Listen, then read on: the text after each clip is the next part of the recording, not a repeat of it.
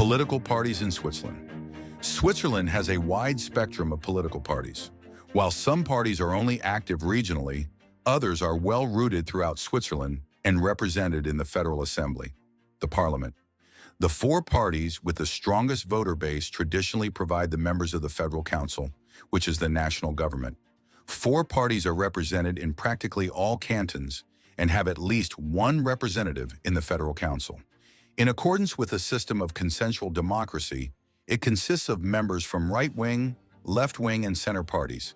The Swiss People's Party, SVP, the Social Democratic Party, SP, the Center Party, merger of CVP and BDP, and the FDP, the Liberals Party.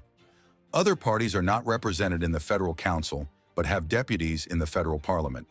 These are the Green Party of Switzerland, GPS, the Green Liberal Party, GLP, the Federal Democratic Union, EDU, the Ensemble à Gauche, the Lega des Ticinesi, the Evangelical People's Party, EVP, and the Swiss Party of Labor, PDA, as well as 9 youth parties, youth organizations attached to the parent parties.